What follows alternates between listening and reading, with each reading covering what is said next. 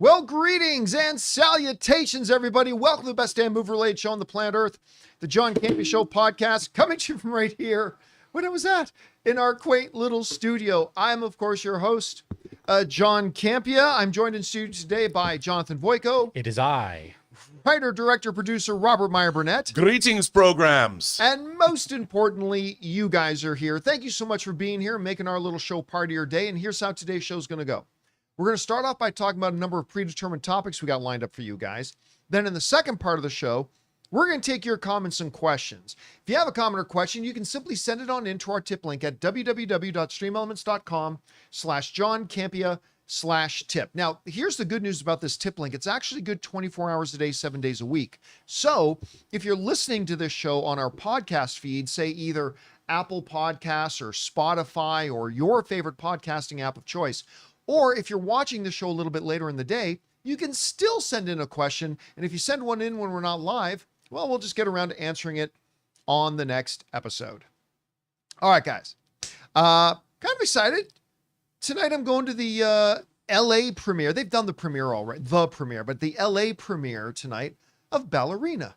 I'm looking forward to seeing that. It looks like it's going to be good. The CinemaCon presentation for it was baller. My buddy in exhibition said it was really good. Oh, really? Yeah. Yeah, I haven't talked to anybody who's watched it yet. I know, like, Gotham Geek Girl, a friend of ours, I know she saw, like, an early press thing in New York, and she said she really liked it, so I'm looking forward to going to go see that tonight. Anyway, guys, let's get to it, shall we? We're going to start off with this. There's a new Predator movie coming out called Killer of Killers. It's animated, but I believe it's directed by the same guy who directed Prey. Yeah, who's also who directed the animated film Badlands as well. Well, they just did an early screening of it at the comic convention they were doing, and the reactions are amazing. Now, listen, I admit I have not had high expectations for this. I've said, like, people said that last Terminator one, that Terminator anime thing, everybody said, oh, it's so good, and I watched, and I'm like, I didn't think it was all that good. And this new Predator one, Killer of Killers, kind of looked the same to me. So I wasn't excited about it, but the reactions are through the roof. This comes to us from Coming Soon. We're writing, Predator, Killer of Killers. First reactions call it brutal and awesome. So we're going to read some of these at length here. The initial reactions to Predator, Killer of Killers are coming in, and they seem to unanimously agree that the movie is one of the better entries in the franchise. Film critic Bill Bria shared his thoughts saying, psyched to say that Predator, Killer of Killers is the best Predator movie since Prey. Wasn't that the last Predator movie? Yeah. Okay. He posted, gorgeously animated, incredibly visceral action sequences, an ingenious structure for an anthology, and a fantastic expansion of the Utah hunting grounds. I never pronounced that right. The series is in great hands. Meanwhile, Russ Milham of The Direct shared that Killer of Killers was a big surprise and described it as awesome. He continued, the movie offers tons of excellent fight sequences, brutal moments, and intriguing additions to the Predator lore. Milham admitted that he initially wasn't sold on the animation, but the movie, but quickly became impressed with it. He concluded Predator fans will fall in love. FS Studios wrote, Killer of Killers is a 10 out of 10 animated film. The post then proceeded to praise the action sequences. It reads, action sequences are incredible. I love each of the stories that was shown in each era. I also love how the story all came together nicely at the end. The animation is really well done. Courtney Howard wrote from Variety, The Killer of Killers, adding that it kicks ass and holds nothing back. Howard also highlighted the tactile texture, riveting animated scale and scope, bloody, brutal fights, and compelling characters, and the film's use of Easter eggs. All right, so listen, I have had not a lot of excitement for this. I loved Prey. Loved it. But this did not look all that great to me simply because of the Terminator thing. But everybody, Rob, is saying this is great. Everybody who's seen it has said it's amazing. And you have very much been excited for this. You have had high expectations for this. What do you think about the reactions we're hearing? Well, first of all, I love the trailers. You could tell the animation was cool, that it kicked ass. But, you know, Steve Asbell, the president of 20th Century Studios, who I like to call the quiet king of franchises, this is his wheelhouse. He's the guy, I know him a little bit. He's read Star Trek novels. And not just Star Trek novels. He knows which are the best Star Trek novels. So he's been shepherding. He brought us back Hellraiser. He brought back Prey. You know, By the way, that Hellraiser return was not bad. it was not bad. Yeah. And so, you know, working with Trachtenberg on this and on Predator Badlands, you know, the fact that they probably had a lot of great ideas. They're like, we want to do Samurai Predator. Because, you know, all the fans were like, wouldn't it be cool if the Predator would go after a samurai in like feudal Japan? Well, they've done that. Then there's like a sky battle in World War II with pilots against a Predator spaceship in the skies above what? Germany? When I saw the trailer, I'm like, I can't wait for this. And to hear this, because, you know, like you said, with the Terminator thing, it could go either way. But to hear this, count me in. I'm stoked. What about the trailers? Like, because I know you've been excited for this thing this whole time. What is it about the trailers for you that have jumped out, that have made you excited? First of all, I love the animation style. And I love the animations. Like, you know, Blue-Eyed Samurai? I really like the animation style. I love Blue-Eyed Samurai. I just think that the period, you know, a lot of the time when they're not Disney movies and they can't do 24 frame animation, so they'll do like 18 frames or 16 frames. That's what kind of the anime look to it.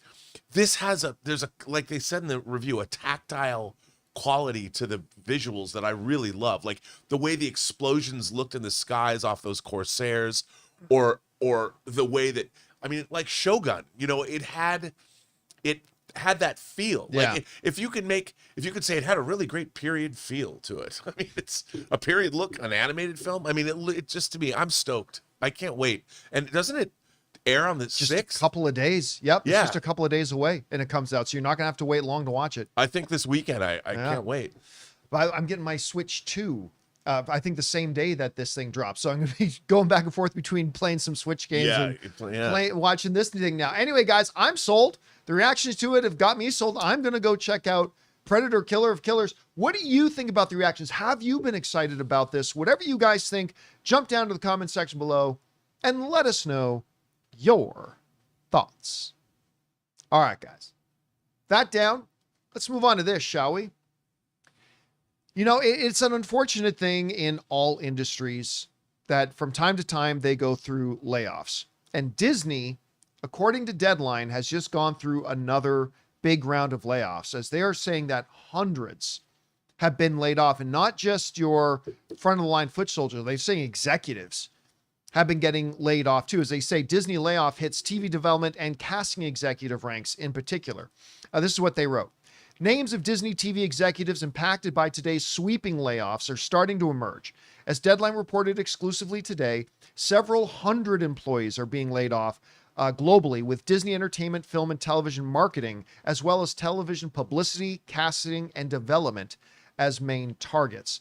Now, they go through listing several high-profile VPs and senior vice presidents, a lot in the publicity and the casting ranks, and it's not all from Disney proper. Like some of them are like Hulu executive of this, ABC executive of this, Fox executive of this. Now, Rob, I don't know if you remember this, but like a little over a year ago, maybe 2 years ago, we did a similar story on this where Disney did some layoffs. And I believe both of us said at that time, the layoffs aren't done. Yeah. They're going to do more because Disney's had a lot of acquisitions, right? Between their expanded control of Hulu, obviously they're taking over a Fox and all the properties that entailed as well as a lot of their other branches. You know, we knew, and the report said when that other round of layoffs happened like a year or two ago, they said there's going to be more because in a company of that size and with all the acquisitions, there are simply going to be roles of redundancy where one person's role is actually already being done by another person. It reminds me of the Parks and Rec episode when the towns of Eagleton and Pawnee merged together and they had to figure who from the parks department of each town gets to stay and which ones get laid off. But that's kind of a great analogy of what was happening here is that, hey, you've got a VP of casting here and here and here. Can two of them do the job instead of three? Can one of them do that for ABC and for Hulu? Anyway, I'm just using hyperbole here to make the point, but I'm not surprised that more layoffs were coming. I am a little bit surprised it took this long. I'm not surprised to hear the kinds of departments that it's happening to. I mean, it sucks though. It completely sucks. But anyway, Rob, I'm kind of getting the feeling this is the end of the layoff rounds. I think this was the final bit of stuff that they were going to do in cleaning house after all the mergers. But you heard about this. What's your reaction to it? Well, I mean, also the business is just contracting overall. And I think that this is unfortunate that people lose their jobs, but I think you nailed it. I mean, there's so much, like you said, redundancy. There's so many different mergers that have come into play. And let's face it, you know, I've always thought the entertainment business, even when I worked at a studio 35 years ago, that there was too many executives. It's like, what do all these executives do? Why isn't there just a couple of guys or girls making the decision going, this is what we're going to make? You know, but because half your day, most of your day was just spent taking meetings with people, finding things like maybe and how long does that take? So it's not surprising to me. Every business has to streamline, especially the world is changing. Wait till AI really hits. So you're going to even need someone to read scripts for you. You'll just have AI tell you, was this script good or not? You know, and you'll have AI analytics. This script was good. I mean, it's going to be a weird world we live in, but it's a necessary change. So it's a bummer guys, for people who lose their jobs. Yeah, that's the part of this that really is the actual human side of it. But guys, what do you think about this? Disney just had to do another big round of layoffs. It sounds like it's to streamline everything, which we all kind of thought for the last couple of years was coming, but here it is, and it always sucks. Whatever you guys think about it, jump down into the comments section below and let us know your thoughts. All right, guys. With that down, let's move on to this, shall we?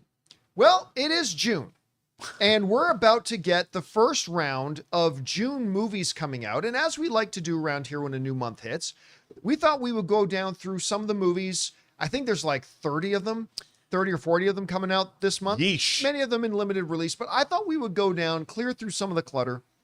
Not that any of the ones that we're not mentioning are garbage or anything like that, but these are the ones that we're particularly excited about. And there's like 10 of them coming out this month. So let's go over and go through these one by one, shall we? We're going to start this week, June 6th. 4 movies coming out this week. Number 1, let's talk about The Phoenician Scheme. We've talked a bit about this movie over the last while. I don't particularly like the trailer. I'll be honest with you. I don't particularly like the trailers. And it just looks like Wes Anderson has no other gear other than pure Wes Anderson. It looks like he has no other gear. That's it. He only knows how to do Wes Anderson. And it kind of feels like his own movies are becoming memes of themselves. That being said, the reviews coming out for this are actually saying, I mean, they're not perfect, but they're actually saying it's really funny and it's really clever. And I got to say, where I didn't have a lot of interest in it originally, like there was an era when I used to love everything he did, whether you're talking about Royal Tenenbaums or Life Aquatic or whatever. Like there was that era. Recently, I've kind of fallen a little bit out with Wes Anderson, but hearing good things about this. What's your anticipation level like for this? You know, Wes Anderson's a little hit and miss for me. And while I haven't liked some of his latest stuff, I mean, I was a huge fan of his from Bottle Rocket on. I loved Bottle Rocket. I loved Rushmore. I liked Royal Tenenbaums, and I really liked The Life Aquatic more than I think a lot of other people did. And of course, The Grand Budapest Hotel is a great movie. It's wonderful. One of his best. So I'm glad to see, like, I didn't love The French Dispatch very much. I did not like it at all, to be honest. Yeah, and I mean, I wanted to like it, but this, I love Benicio del Toro. And it looks like he's having a blast in this trailer. But I was like, it's Wes Anderson is Wes Andersoning hard in this one, it seems like. Yeah. And reading the reviews I was not interested. I saw the trailer like you. I'm like, I don't know. But after reading the reviews and reading what it's about, I'm like, okay, I'm more interested. So that one's coming out this week, guys. Also coming out this week, a little Nick Kroll comedy called I Don't Understand You. Now, they debuted some preview footage for this at CinemaCon, and I had not heard it until we did at CinemaCon. And I'll tell you what, I think this looks really funny. Nick Kroll and his partner play a gay couple who are waiting for this woman to deliver the son they're going to adopt, and they decide to take an Italian vacation together before the baby arrives. where they start to accidentally kill people. And I don't know why, but I loved this. I really did. I thought, no, I don't know. This looks like the type of trailer, Rob, where it could go off the rails really quick and maybe just be a mess. But I think it has potential to be really good. And I love Nick Kroll. So I'm looking forward to this. I'm down for this. What did you think of it? I just watched the trailer. It looks really funny. I just worried that they showed too much of the movie in the trailer, but hopefully they didn't. But they look like they're having a blast in this film. It looks hilarious. So this was not on my radar until this morning. Yeah. This morning. So yeah, I'm in. Count me in. All right. Next one, also opening this week that I'm going to go see tonight is Ballerina. Now, I admit I am one of the people that said, why are we doing this movie? And it takes place between John Wick 3 and 4. And what's kind of the point? It's the Hobbs and Shaw of the John Wick universe. It's exactly the Hobbs and Shaw of the John Wick universe. And then we got that 12-minute whatever presentation at CinemaCon. And everybody there ate it up, including me. I thought this looked like bonkers fun. I've heard some decent things about it. And again, I'm going to go see this tonight. Look for my out of the theater reaction tonight, but I'm looking forward to this a lot. Where's your, I can't wait. Again, my friend, Rob, who works in exhibition, had very great things to say about this and said that John Wick is not just a cameo, like shows up in a scene. And he said it was really, really good. So it looks good, and I think they've taken time. This movie kind of, they shot it and then they added some things to it, and they saw, they've done a lot of work in post. I think they've made this movie sing. And I just keep thinking of Ana de Armas in No Time to Die. Yeah. She didn't get enough screen time, and here they're giving it to her. And by the way, best action sequence in Hollywood history involving dinner plates. That's all I'm going to say. Wait till you see it. Okay. The last one we'll talk about here, we're going to talk about a little bit more in depth a little bit later, so we'll just be brief here, but the new sort of Tom Hiddleston movie, it's not really a Tom Hiddleston movie, but he's the one on the poster, Life of Chuck. I did not think it looked very good at a CinemaCon. I did see it last night. We'll talk about it in just a bit here. But Life of Chuck is coming out. I know you were looking forward to this. I was. I read this short story in If It Bleeds, the anthology If It Bleeds. I'm a huge Mike Flanagan fan. Of course, he previously adapted Stephen King with Dr. Sleep, the sequel to The Shining. And I was I was like very curious. It is a very unconventional short story. And I'm like, how are you going to make this into a movie? All right. And we will talk about it a little bit more in length and just a little bit later on the show. All right. That's all coming out this week. Now we jump forward to the following week, June 13th. And guys, How to Train Your Dragon is opening.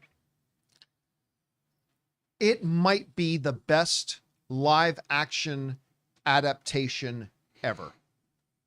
I mean, it's got stiff competition for me because that includes Kenneth Branagh's Cinderella, which I really love. And I love Guy Ritchie's Aladdin. I mean, it's not as good as the original, but it was great. How to Train Your Dragon may very well be the best animated to live action adaptation ever. We talked about this when we were at CinemaCon. They showed us the full movie. The first 10 minutes or so did not have me at all. I'm like, oh my God, this is a miss. And then I just proceeded to completely be in love with the entire rest of the movie. I loved this film. Again, not the greatest movie of all time, but the greatest animation to live action adaptation might be ever. I need more time to ruminate on that and think about it, but it's fantastic. Rob, I know you were there with me when we watched this movie. You loved it too. Like you, I started out going, I wasn't connecting with it at all. And it was a weird thing that happened. I mean, I would say a little longer, maybe 20 minutes, 30 minutes in. Suddenly I was in. Like I was out and then I'm in because it seemed so generic. And I don't know. It was a weird thing. But then I'm like, I love this movie. It was such a weird, I'd never had that experience. And then once it cranked up, you know what it was? It was all the exposition. At the beginning, they have to set up the world. Yeah, which is not unlike the animated movie. Not at all. But it hits different in animation. Yeah. Whereas in live action, that sort of overly explanatory stuff. Yeah, and it's like you're opening going into the Shire and Lord of the Rings in the beginning of Fellowship is magical. This, I felt like, okay, I get it. Do I have to see a variation on it? But you kind of had to because they have to. I get it. Yeah, I get it. Yeah. This was me. I'd already. It didn't matter. It was really, all of it was really, really well done. And the How to Train Your Dragon all those movies are real. That's a great trilogy. I mean, people don't usually think about it as it's a great trilogy, but yeah, this movie's gonna make. I was convinced Lilo and Stitch was gonna make a lot of money. You and I both think this is gonna make a lot of money too. Yeah, I don't think it's going to make Lilo and Stitch money. No, but I believe, just guy, this movie's great. It's great. And like, again, when you change mediums, you create a different experience.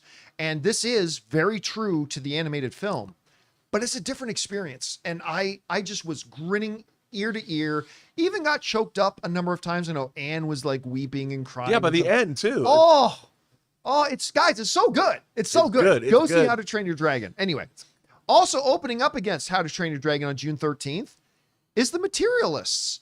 And you know what? I did not love the first trailer. Of course, you got Dakota Johnson, you got Pedro Pascal, and you got Chris Evans. You mean Pedro Pascal's in yet another movie? And yet another movie? He is the man of the hour right now.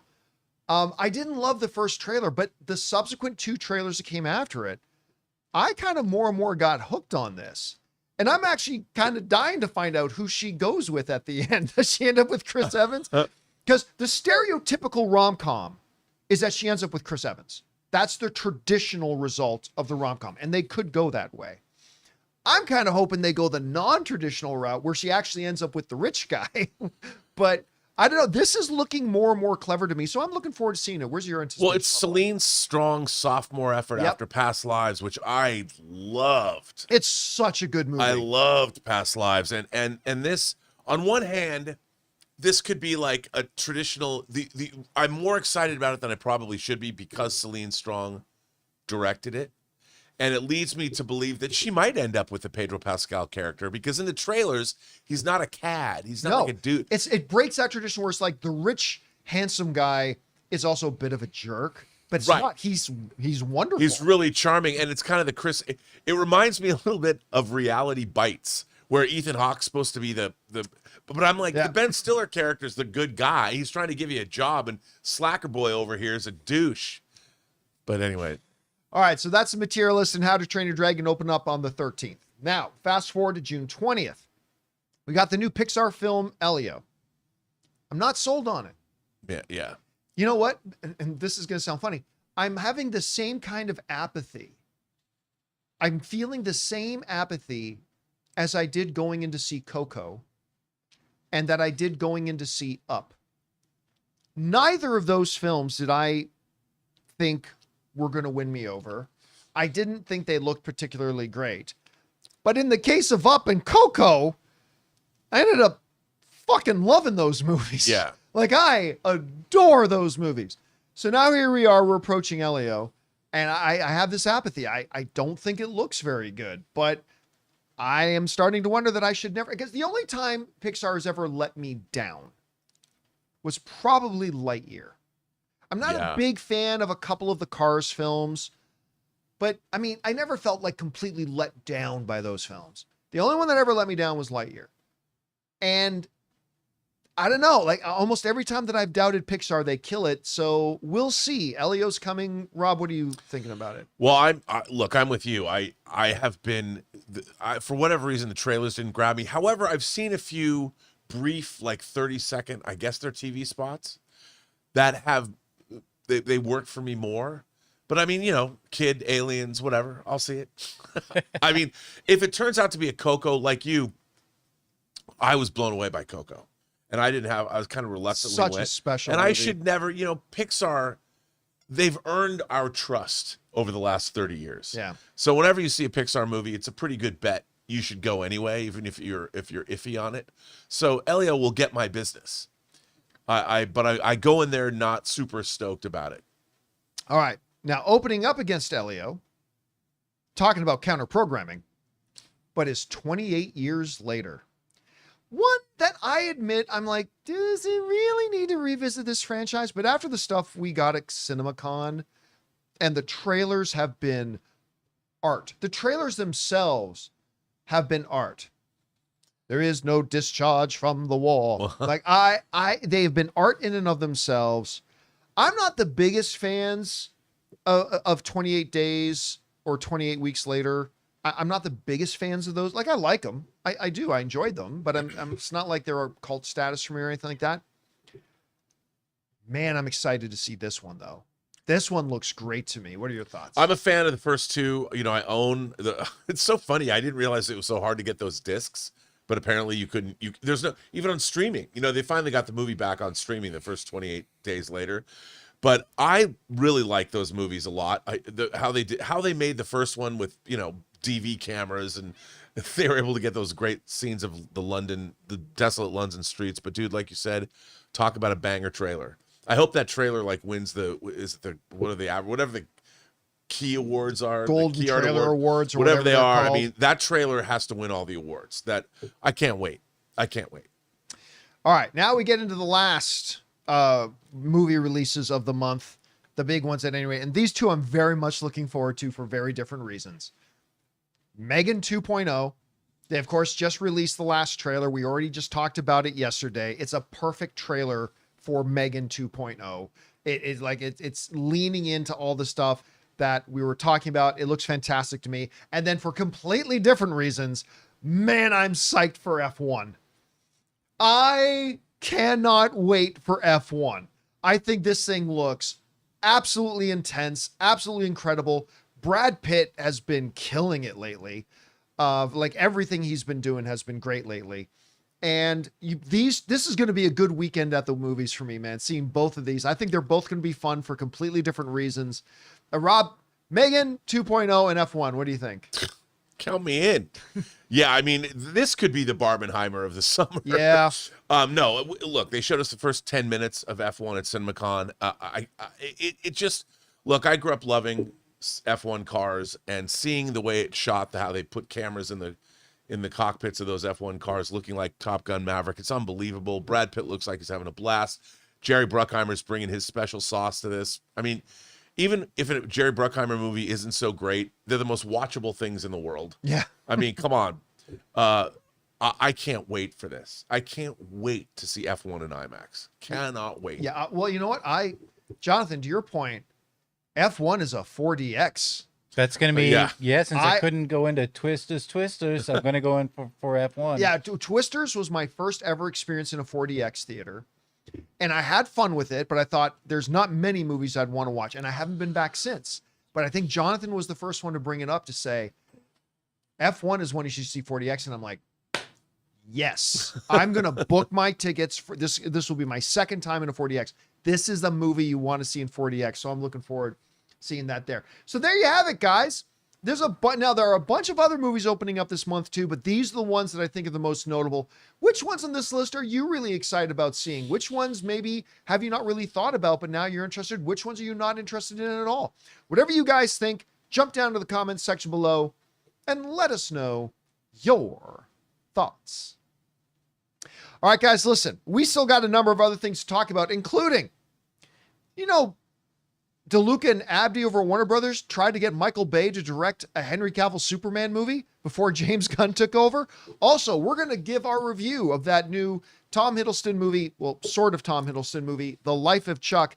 And I still don't believe it, but all the tracking numbers are now saying that James Gunn's Superman is probably going to have the biggest opening in the history of DC. We're going to talk about those things and a few things more. But before we do, we're going to take a quick moment and thank a sponsor of today's episode of the John Campea Show podcast, our friends at Hungryroot. Guys, we want to take a second to thank a sponsor of today's video, Hungryroot. Okay, so I'm sure you guys can all relate to this. Spring hits and suddenly life goes from like 0 to 100. Busy season is officially in full swing over here. And honestly, who's got time to go grocery shopping? That's where Hungryroot comes in. See, because Hungryroot is like having your own personal shopper. I told them my goals and they started curating groceries for me that actually fit my life. Be it smoothies, snacks, salad kits, even ready to eat meals. All clean ingredients, no artificial junk. This week, I got the grilled turkey tenderloin with pesto grilled veggies, and it was amazing. And I got my usual protein-packed snacks. It's like they're learning my taste better than I even know myself. And the best part is, I don't have to waste time driving to the grocery store and wandering the aisles. That's time I can spend doing literally absolutely anything else. Guys, I love Hungryroot. Take advantage of this exclusive offer. For a limited time, get 40% off your first box, plus get a free item in every box for life. Go to hungryroot.com/Campea and use the code Campea. That's hungryroot.com/Campea hungryroot.com/Campea, code Campea, to get 40% off your first box and a free item of your choice for life. hungryroot.com/Campea, code Campea. And thank you to our friends at Hungryroot for sponsoring today's episode of the John Campea Show podcast.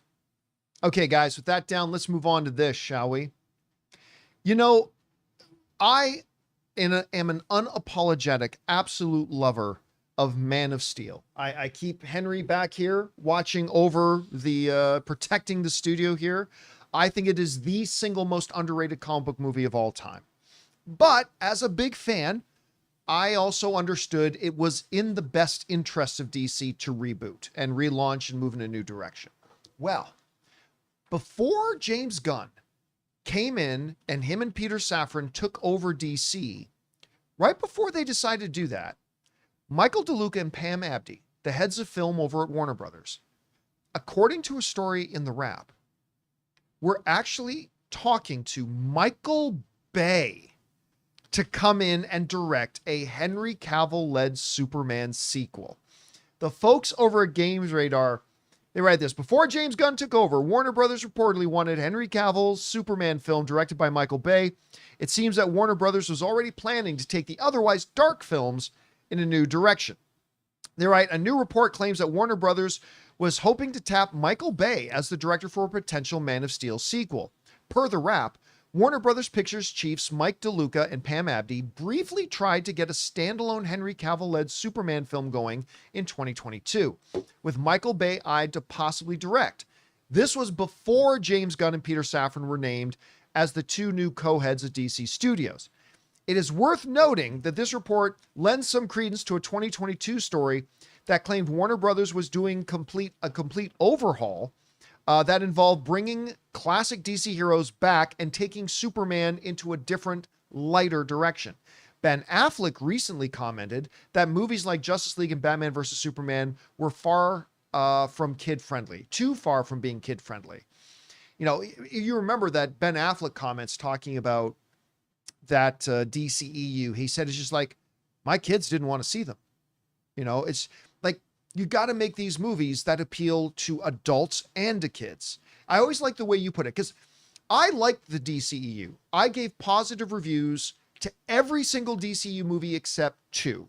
And that was the Harley Quinn, Birds of Prey, Fabulous Emancipation movie, and Wonder Woman 2. Those are the only two movies they had that I gave negative reviews to, right? I like this cinematic universe. I did, but I love the way you put it once, because I think you nailed it once. You said, there's so much good about the DCEU, but there's no joy.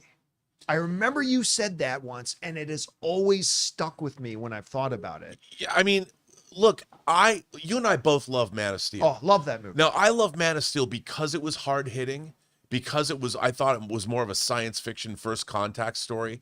And I loved, Zack Snyder, these depictions of angry gods. I mean, Zod was an angry god descended or came up from the netherworld or the outer world of space and was hell-bent. I mean, a great villain in the sense that he thought he was going to revive Krypton. Saw himself as the hero. The Codex.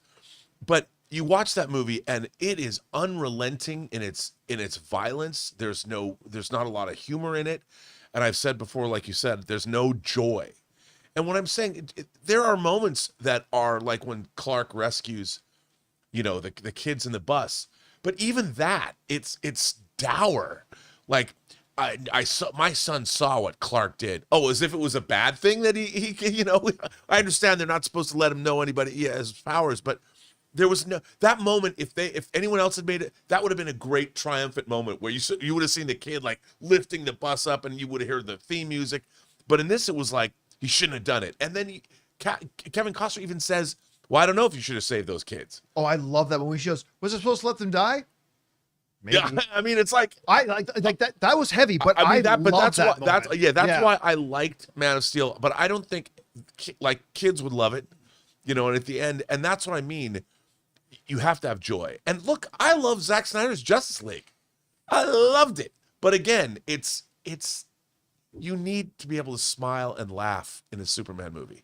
Yeah, Superman has to put a big smile on your face. And apparently Mike DeLuca and Pam Abdy kind of felt the same way. And so they were looking, again, this is before the James Gunn overhaul. They looked to Michael Bay. Now, the first reaction, I'm sure for almost everybody hearing that, is what were they thinking? And let me play devil's advocate for a second. I'm with you. Let me play devil's advocate for a second. I'm with you. Now, I am somebody who, aside from the first Transformers movie, which I still have a special place in my heart for that first Michael Bay Transformers movie. Yeah. To me, I'm only speaking for myself, all the rest of them were gutter trash. I hated all the rest of the Michael Bay Transformers movies, right? But he has made some films that I really enjoy. Now, he also made Ambulance, which I also thought was complete crap. But I did not mind his Ewan McGregor, Scarlett Johansson, The Island. I didn't either. I kind of like that film. But I'm going to mention two other films here that I don't just like and think are okay. I love these movies. Armageddon and The Rock. Yeah. Now, just for a moment, and let me preface all this by saying, would I prefer this to James Gunn coming in and taking over Superman? No. I'm much happier with the way things are. But if we were to teleport ourselves into a world where James Gunn and Peter Safran didn't take over DC, and we're only living in a moment right now where Pam Abdi and Michael DeLuca, and we're finding out they're approaching Michael Bay, I will tell you this. The idea of Michael Bay bringing the sense of fun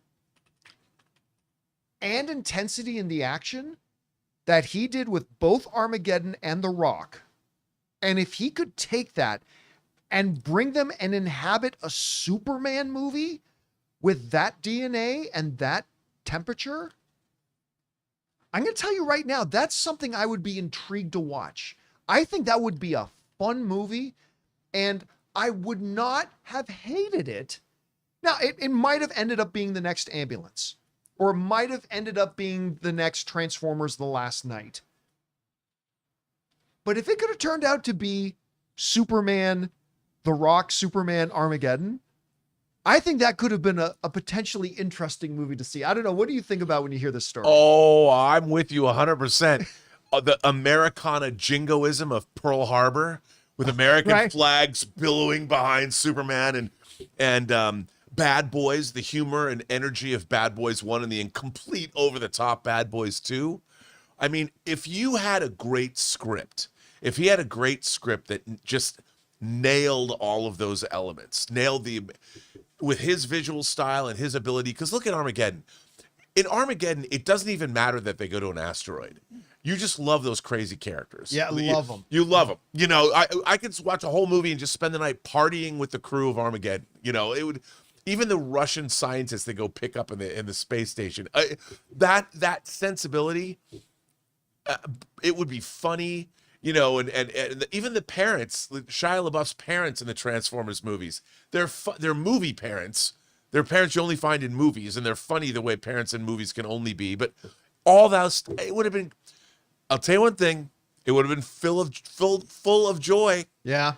And humor. Those are some big ifs. You guys are mentioning movies. The last movie on record you that got to mention some big ifs. I like that. The last movie you guys just raved about was Transformers, and that was 2007. And everything since has not been good. Okay, I'm an apologist for He Dark hasn't of the done Moon. much, though. He hasn't done much since there's not a lot he's directed. Well, since Pain and Gain, dude. I did like, yep. Pain and Gain shows like that he can bring it down to earth, and he can make a movie like if that sensibility. Pain and Gain's a hoot.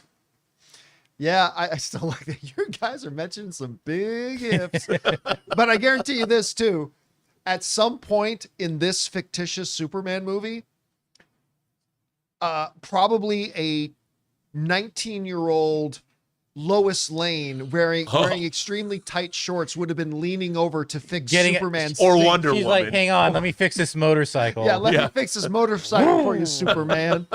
I mean, and then of course, there would have been an aircraft carrier in there somewhere. And like extreme, that Superman would have lifted up out of the water. Yep. There would have been extreme worm eye views, just pointing straight up. Yeah. Look, again, let me be very clear. Am I sitting here pining for a Michael Bay Superman movie? No. All I'm saying is if that version of history had unfolded, I can honestly say I would at least be intrigued to see how that movie would have turned out. I would have at least been intrigued. I much prefer being where we are today with James Gunn doing Superman, but I would have been intrigued. And you know what else he would have done if he made that movie? We would have had a Superman action scene in space. Yeah, He would have figured out there would have been some alien threat, not just on the Earth, but he would have got somebody would have been throwing the moon. He would have gone some massive over the top ILM extravaganza. It would have been dope. I would love to have seen that. Anyway, guys, the question is for you. What do you think about this? Apparently, for a short time before James Gunn took over, the movie's execs were looking at maybe doing another Henry Cavill Superman movie, which, by the way, I also would have loved to see Henry Cavill play Superman again, but by Michael Bay.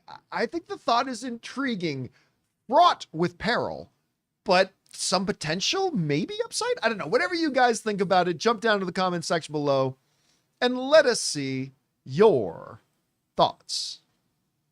All right, guys. With that down, let's move on to this, shall we? You know, last night I ran out to, because I found out in advance that the Screen Unseen, the secret screenings of AMC theaters last night was going to be The Life of Chuck, which I know a lot of people have been pretty excited about seeing and wanting to see. So I decided, you know what, I'm going to run out and see it. Anne was off teaching a class. So I'm like, I'm going to go watch Life of Chuck. So I went to go see it. And some of you guys might have seen my out of theater reaction. So let me expand on a little bit here. And I want to make sure I try not to give, there it is, 39 great years. Thanks, Chuck. I want to make sure I don't delve into spoilery territory here, because there are a couple of big spoilers in the film, and I want to make sure we don't give those away. But I will say this. The very first thing I had to mention in my out of the theater, and that I have to mention here, is this. Do not go into this movie expecting a Tom Hiddleston movie. All right. I was talking to Rob this morning. I said, my one big problem with this movie, and it's not even the movie, it's the marketing of the movie.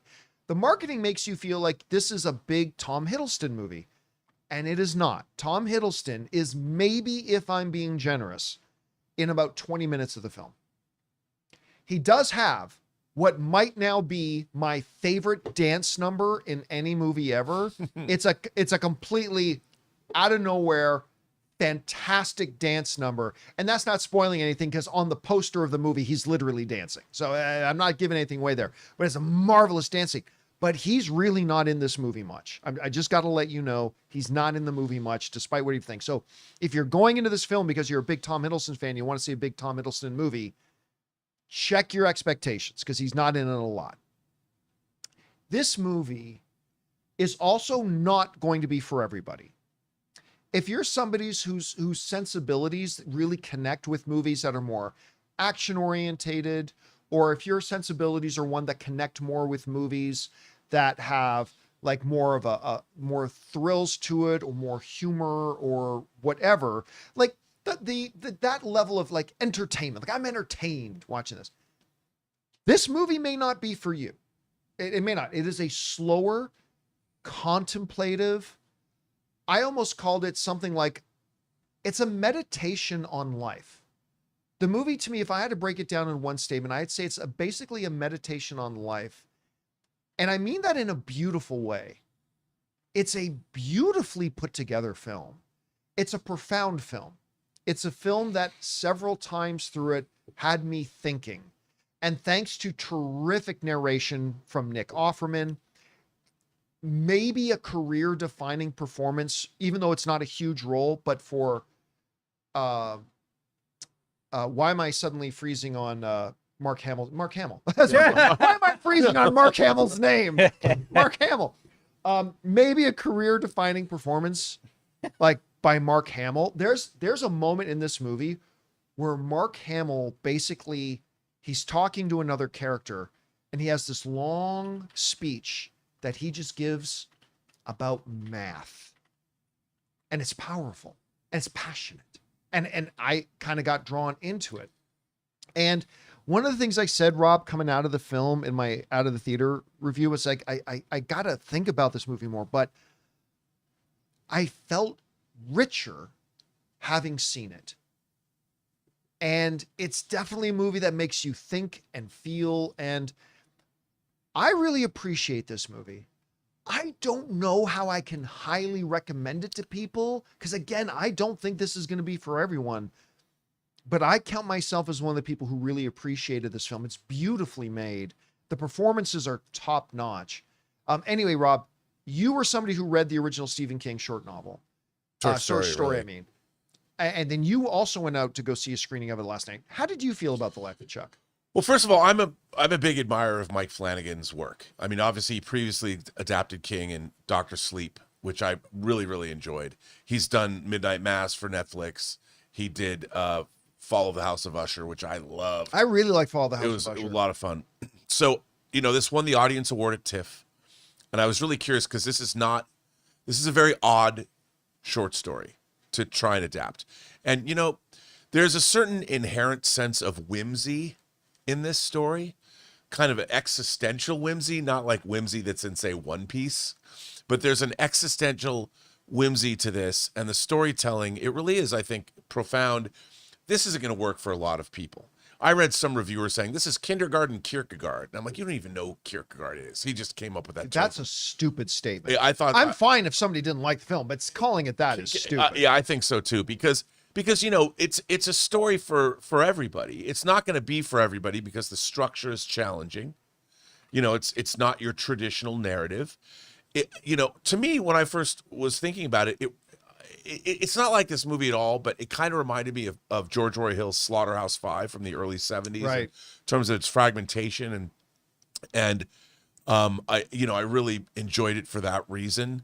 But I thought it was really warm and touching and moving, and it really is a story about how we all lead these lives of quiet desperation, and we all have tragedy, because there's a lot of grief in this film. Yes, there's a lot of grief and tragedy, especially with the main character who maintains his humanity. And, you talked about that dance sequence. That whole sequence is about finding extraordinary joy in the mundane. And I was really deeply moved by that whole sequence, but also by the woman playing the drums that he's dancing to. Yeah.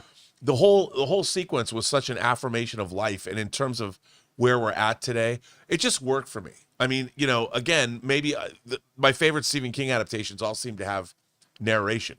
Stand By Me had Richard Dreyfuss. Morgan Freeman narrates Shawshank Redemption. But and again, Nick Offerman does such a great job as the narrator. Yeah, I don't know. I know it's against all screenwriting laws, but give me a movie like Barry Lyndon with great narration, I'm all in. But and the cast, John. Seeing Ferris Bueller's girlfriend, Mia Sara, playing the grandmother. At first, you're like, oh, my God. Last time I saw her, she was Sloane in Ferris Bueller. Or she was Lily in Legend. But she was great in this. She was great as a grandmother. She was great. And Heather Langenkamp, Nancy from the first Nightmare on Elm Street, shows up in a small role. There's all these great... Chiwetel Ejiofor was terrific. Karen Gillan. Karen Gillan was great. Everybody's great. Look out for you Stephen King fans. Christine makes a cameo, the car Christine, and there's a lot of he name checks Bob Fosse twice with videotapes of All That Jazz and Cabaret. Shout out to you, Mike Flanagan. All That Jazz is one of my favorite movies of all time. Carl Lumbly. I love the movie, and Carl Lumley, he was great too. Everybody, you know what? This movie just spoke to me. It was like tailor-made for R&B, I guess. But I loved it. It's not going to be for a... No. And I'll understand. Like, you and I were talking about, like, we have seen some people who haven't liked the film. And, like, we were saying, like, I get it. Like, I get, like, if somebody comes up to me and said they watched the film and they really didn't like it and they found it boring, whatever, I'm going to go, I can see why. I can. If this movie isn't on doesn't connect with you and your sensibilities, and all movies hit us differently, then I totally get why this won't be for you. But I just, for me, it's a movie I really appreciate. And again, I think I'm a little richer for watching. I was saying to you, one of my favorite movies of all time is Jean-Pierre Geneet's Amélie. Yeah. And Amélie is not a movie I would have pegged to love. But when I was completely enchanted by Amélie because of its worldview. Dude, I teared up 3 times in The Life of Chuck. 3 times, and I didn't expect to do that. And I love when I don't expect to like get misty-eyed, but I can't wait to see this movie again. All right, guys, question is for you. Have you been looking forward to The Life of Chuck? Maybe you're one of the people who also went to one of the secret screenings yesterday and had a chance to see it. If so, what did you think about it? Whatever your thoughts are, jump down to the comment section below and leave those thoughts there. All right, guys. That down. Let's start off with this. Superman is coming, man. Listen, we're just a little more than a month away. It's coming out the 11th? The 11th? It's June 3rd now.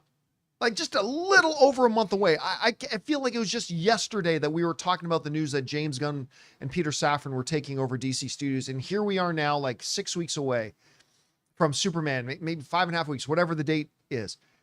Cannot wait. Now, while it is my most anticipated film of the year, and I am beyond excited to see this movie, I cannot wait. I have my doubts about how well it's going to do financially, right? There's a lot of things stacked against us. The utter and complete failure of the DCEU that the audiences all en masse gave up on and abandoned.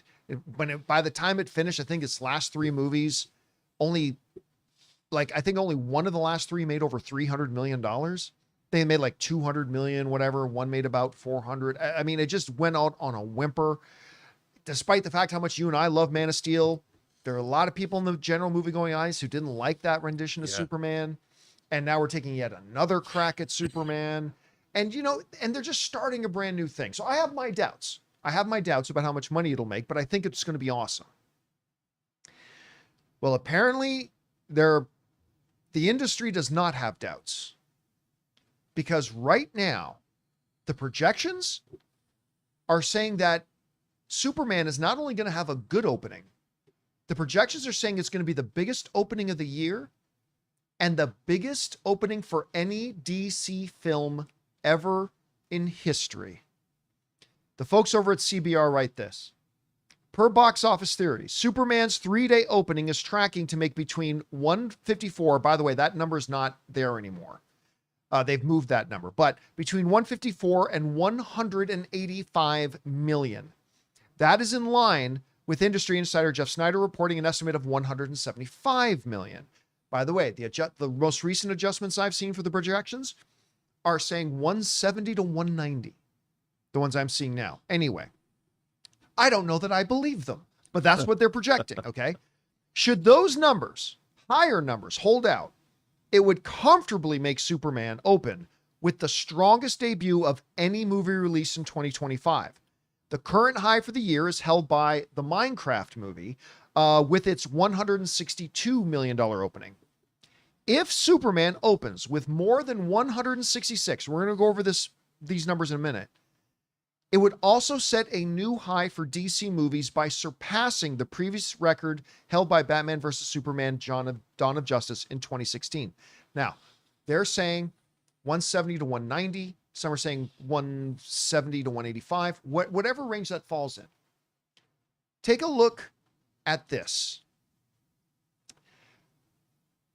These are the highest opening weekends of all time. Sorry, I got the graphic caught up at the bottom, but down at number 5. The first Suicide Squad movie, the one with Will Smith, made $133.6 million in its opening weekend. Robert Pattinson's The Batman had an amazing $134 million opening weekend. The Dark Knight had a $158 million opening weekend. The Dark Knight Rises had 160 and the highest opening weekend ever for a DC movie. $166 million for Batman vs. Superman, The Dawn of Justice. Right now, industry people are saying that Superman is going to destroy that. Let's even just say, let's forget the 190. Let's say 180. It's going to surpass that by $14 million. It's going to easily be the biggest opening of the year. This is completely counter to what I have believed was going to happen. I see Superman opening to like a respectable, solid 90 million, 100 million. But apparently the industry is saying that's way off, Campea. That's way off. It's actually going to be much higher. It's going to be around this. Now, look, for DC, I've said this the whole time, and I will reiterate it again. what's more important to DC, that Superman makes a lot of money or that Superman is great? The answer is easily, it's more important to Warner Brothers that Superman is great, because if it's not great, the upcoming movies are going to have a hard time making money. Like, that's great if Superman makes a whole ton of money, but then it sucks, and then you just see all the rest of the DC movies start to flounder. They need this movie to be great. That's the number one responsibility. That's the number one priority. But they would also love it to be great and make a ton of money. Rob, these numbers are blowing my mind. That coming off of all the controversy surrounding the DCEU, all the failure of the DCEU, the fact that a lot of people didn't like the last interpretation of Superman, the fact that this is going to be our third, well, not even if you're not counting television, if you do want to count television, just in the recent couple of decades, you had a Smallville Superman, Superman Lois Superman, you got the Superman Returns Superman, we got Man of Steel Superman, and we're about to have yet another Superman. The first one, and yet they're saying this thing could be the highest opening weekend of any film in DC's history. Do you buy it? What do you think of these numbers, and what are you expecting? What do you think? Well, it's not surprising to me that Superman's a perennial favorite. You know, we always talk about truisms in life as kids like dinosaurs eating people, and I say that they like apes, intelligent apes on horseback with rifles. Kids also like Superman. Every kid in the world wraps a towel around his neck at some point and flies. Yeah. They just do. And the thing is, take away the movie pundit space and everything that we argue about online, film Twitter, whatever. Superman transcends opinion. Right. And let me just cut in here quick, because one of our viewers, Kari Kyrie, is asking, wait a minute, are they saying 100 million domestic? Listen, whenever you're talking about opening weekend, you are always talking about domestic. Yeah. Always. Unless you specify the word worldwide, that's always talking domestic. So yes, they're saying 180 million. And by the way, they could be off. I think they are off. I think it's going to be much less, but it could be higher, could be lower, whatever. But they're right now, normally these projections 8 times out of 10 are pretty bang on. They're saying about 180 domestic. Worldwide, if these numbers hold, we could be talking 300, 400, whatever million. But the important number is domestic. Anyway, please continue. Well, I was just going to say, okay, we're in a space, we're in a superhero slump right now. But the thing about this movie is I think it's impervious to what's come before, because I think it's because of where we're at in the world and in motion picture history. This Superman stands as a singular event. This is a zeitgeist movie moment. It might not be Barbenheimer, but James Gunn's Superman is a movie moment. There's never been a Superman movie with a crypto in it. There's never been a Superman movie with Superman robots, that we've seen help him out when he falls from the sky. This film has a different vibe and a different tone than any of the superhero stuff we've been getting since 2000. And I think it's defined itself to at least be different. The runway is there. The engines are powerful. The real question is this movie good? Is it overstuffed with craziness? Is David Cornsweet a great Superman? Is Rachel Brosnahan great? Are we going to like Guy Gardner's haircut? There's all kinds of, for me, the film is an event. There's enough word of mouth and there's enough people waiting to see this movie. Now it's up to the movie. Never has a movie been positioned enough to be successful. And I think this movie they've done a great job turning it into an event. And if the movie delivers, this thing could be huge. If people walk out of this movie with a big smile on their face, because it's going to have things, whether it's giant monsters or a pocket dimension or crypto or, the evil Superman clone, Hawk Girl. I mean, it's got so much stuff in it that if it works, it's going to be great. If it doesn't work, It's a disaster. It's a disaster. Because, again, this is your first film of a new cinematic universe. Yeah, and it means that cinematic universe, you got Lanterns that's already shot following it up. Yep. You've got the Supergirl movie. They've already got Creature Commandos. They're going to do, other things, whether they do Brave and the Bold. If this doesn't work, Warner Brothers is either going to be very happy or they're going to be very sad. It's not going to, if it's middle of the road, it's a failure too. It can't just be kind of good. This movie has to be great. If it's middle of the road, I think it gets a push. You know what I mean? I think that if it's a little bit middle of the road, where the fact that a bunch of people walked out, haven't had a good time, nobody thought it was all that bad, I think that then maybe gives it a push onto then Supergirl. Then Supergirl's going to kind of be the make or break. I mean, they've already shot it, so they're going to have to put that out. And she's supposed to cameo in this. Yes, which is going to be key. That's key too, because if you love her, I love the costume designs we've seen. You know, if Millie Alcott comes out and crushes it. Listen, man, all I can say is, like, you never know. No matter how bad a movie looks in its trailers, it could be great. No matter how great a movie looks, it could be bad. But they showed us a bunch of stuff at CinemaCon. And I got to tell you, I loved, and a lot of the stuff they showed at CinemaCon has been put out. Some of it is not. Some of it is not, yes. But I straight up loved everything they showed us at CinemaCon. I just think because it puts a big smile on your face. Yeah, it was joyous. It was joyous and fun and happy. And look, it's 180 degrees away from what Zack Snyder was doing. And I liked what Zack Snyder was doing for what he was doing. But like people have said, it was not a 4-quadrant. They were not 4-quadrant movies.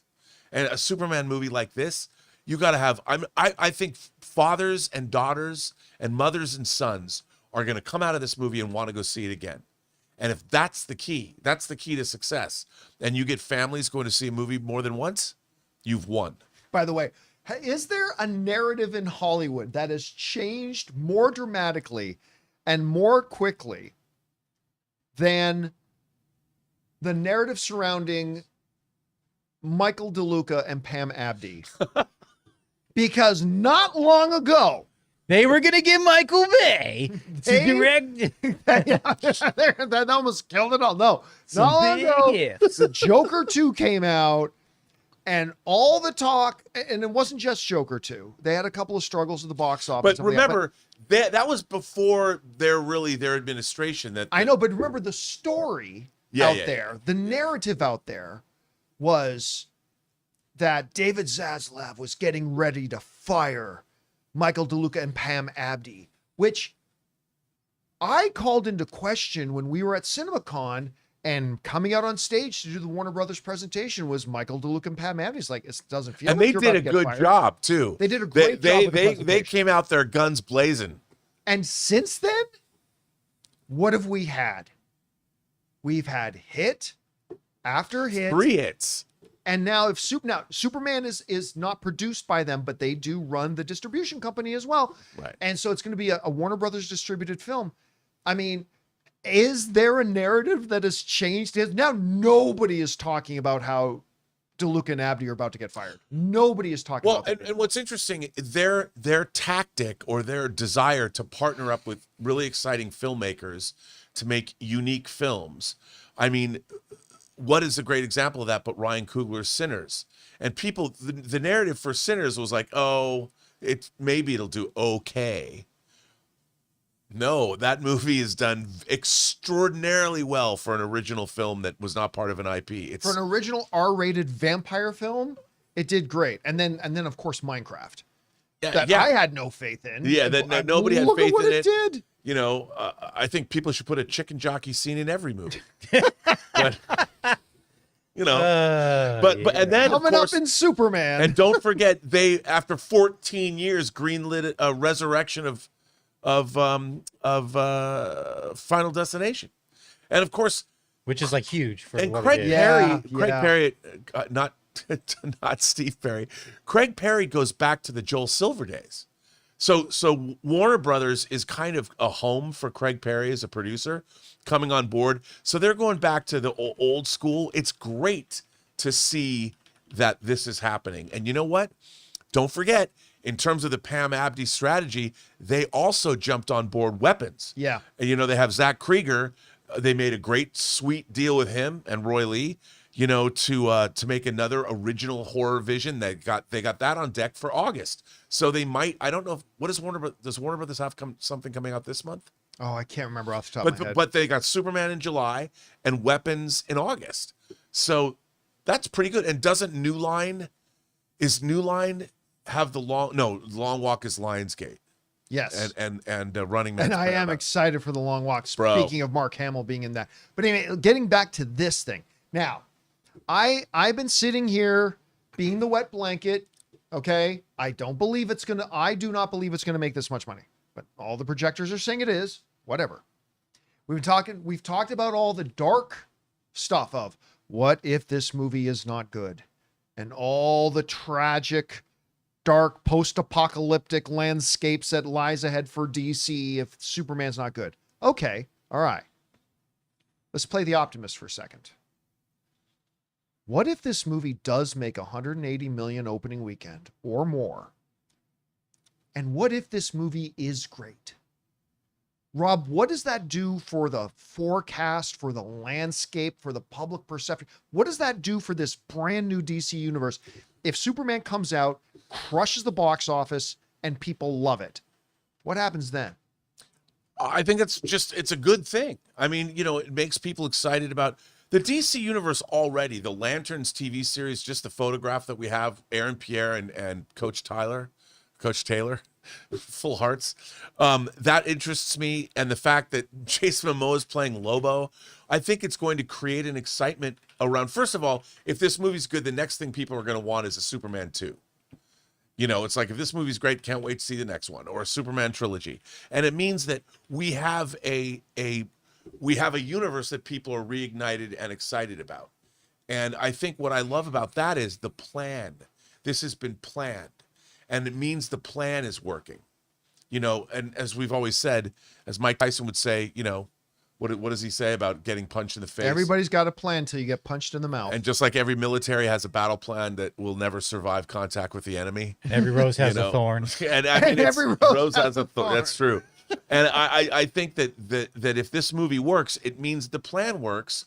And that means that Warner Brothers has DC Studios, and they can now plan 1 year, 2 year, 3 years, 4 years down the road.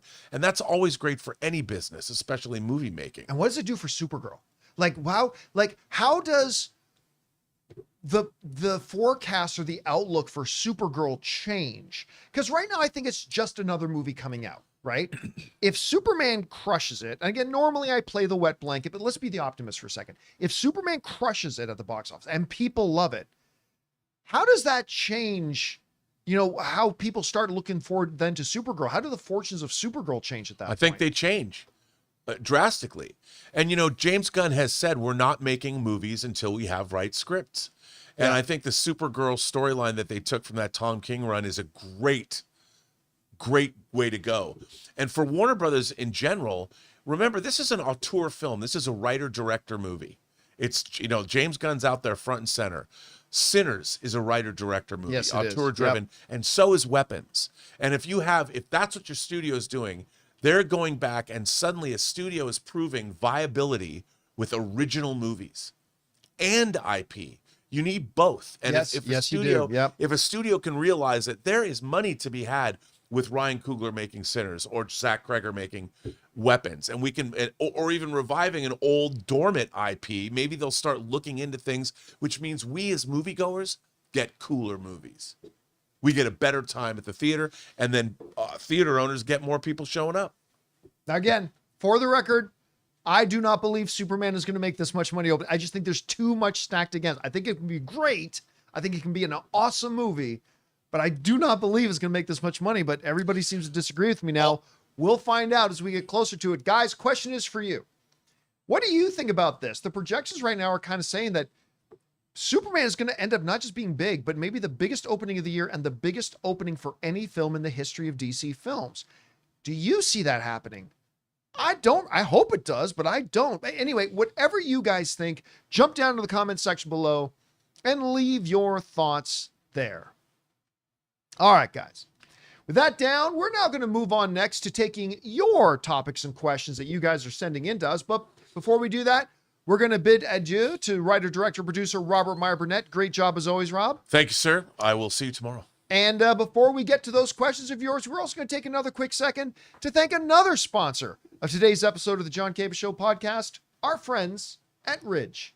Guys, we want to take a second to thank a sponsor of today's video, Ridge. Okay, let's talk about this. This is easily one of my favorite upgrades I've made all year. This right here is the Ridge wallet, and it is such an upgrade over my old bulky leather wallet. You know the one, it looked like a sandwich and it felt like you were sitting on a brick. Ridge is a sleek, modern wallet that holds up to 12 cards plus cash, and look at this slim design. It's made from premium materials like aluminum, titanium, and carbon fiber. Mine is absolutely beautiful and I get compliments on it all the time. And here's a part of it that really gives me peace of mind. It's got RFID blocking technology. That means your info stays safe from digital pickpockets. Plus, every Ridge wallet comes with a lifetime warranty. This is literally the last wallet you'll ever need. And right now, just in time for Father's Day, Ridge is having a huge sale. Get up to 40% off your order at ridge.com/Campea. Just head to ridge.com/Campea to find the perfect gift for dad or yourself. When you check out, they'll ask where you heard about them. Please support our show and tell them that we sent you. Give dad the upgrade he deserves this year. And thank you to our friends at Ridge for sponsoring today's episode of the John Campea Show podcast. All right, guys, with that down, let's get on to the important stuff, which is, of course, taking your topics and questions. Jonathan, what we got up first? First up, two-parter from Mega Red, who says, with the director and writer attached and now some casting whispers, I think it's safe to say Marvel is looking to have their new X-Men, the next movie, to go into production. I thought they'd want to be the first film up after Secret Wars, but after cameras roll in 2026, it could be ready for 2027. Do you think there's a chance the new X-Men debuts before Secret Wars and they appear in Secret Wars? Do you think it'll be an entirely new cast or mix and match with Hugh Jackman and a few old actors? Well, I mean, I'm on record as saying, and I have no insider information. This is just me as a fan speculating like everybody else. I do not believe we're going to see Hugh Jackman again as Wolverine. I don't think we're going to see him in Secret Wars. I don't think we're going to see him in Doomsday. I don't think we're going to see him in X-Men. No, again, no inside information. That's just me speculating. I don't think we're going to get an X-Men movie before Secret Wars. I don't think. And maybe getting writers attached and maybe getting directors attached. You know what they had writers and directors attached to? Blade. Like 5 years ago. Man. Again, cold. I'm not saying X-Men is going to be the next Blade. I'm just saying that when you get some writers and a director attached, that doesn't mean it could mean you're imminently getting ready to go into production, but it could still be a long ways away. So no, I'm not expecting us to see, again, no insider information, just me as a movie fan guessing and speculating, but I don't believe, I'm not expecting us to see an X-Men film before Secret Wars. And then when we do get an X-Men movie proper, it will be probably the new X-Men. It's not going to be Marsden. It's not going to be Hugh Jackman. It's not going to be Patrick Stewart. At least I don't think. Yeah. It's going to be whoever the new X-Men are. That's what we're going to have. Again, just guessing. All right, what's next? We got Ryan, the movie guy, who says, I recently showed my partner the original Star Wars trilogy. Surprisingly, she didn't hate them. She loved the Ewoks. Whilst she didn't love it, she's intrigued in the characters, especially with Vader. Should I show her the prequels? I did warn her. No. Nah. show her Andor. Yeah. And then show her Rogue One. I think you can probably skip the prequels and the sequels, to be honest. I mean, I like The Force Awakens. I really do. But overall, yeah, you can skip the sequels and you can skip the prequels. But I mean, listen, I still remember Ann and I, some of you know this story. Ann and I had been dating for a number of months and things were starting to get serious. And that's when I found out she had never seen the original Star Wars films. And I said, look, I don't mean to be overly dramatic, but whatever this is completely going to depend on how you react to these movies. So we might as well sit down and watch them now. Fortunately for me, she ended up loving them. Palpatine is like her favorite character of all time.